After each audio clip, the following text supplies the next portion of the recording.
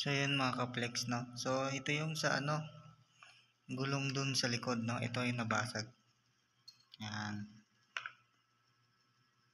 Grabe, no. Ito kasi ano, hindi to na lubricate ng gear oil, no.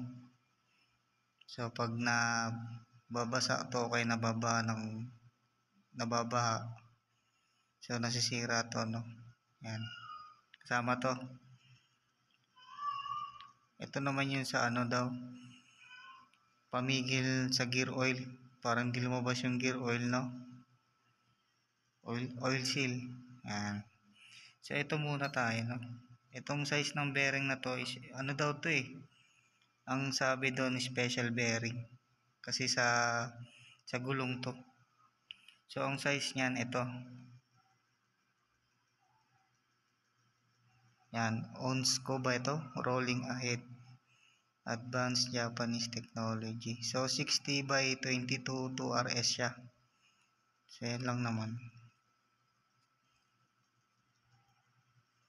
So yan, no. So pag bibili kayo ng bearing sa likod, ito. Saka ito. Ito kasi hindi ko maano eh. Hindi ma-videoan eh. Ay, hindi makita yung mga nakalagay. So basahin ko na lang. So HTCR ano to? OBM size niya 5 tapos 7 tapos 44 saka 29. So pagkaano pakita nyo na lang to. So sabi nga daw dun yung oil seal nga daw nito pang sasakyan na daw.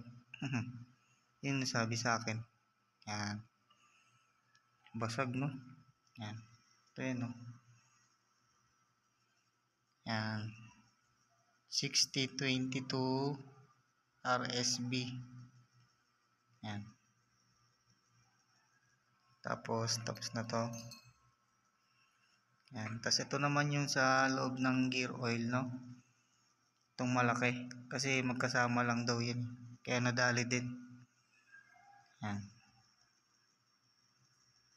So hindi na yan kita, oh. Yan. So 6204 C3. Yan. TP1. So medyo maano na eh. Maalog. Tapos magaspang na. So ito yan, no. So koyo na yung binili para matibay. Yan. Tapos ito naman yung isa yung maliit. Yan. So ganun din, maalog na rin. Tapos magaspang. So yan. So ang size nito 6202. Yan.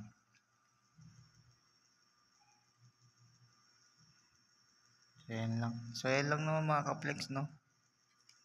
Yan. So mamaya na lang paglabas. Thank you.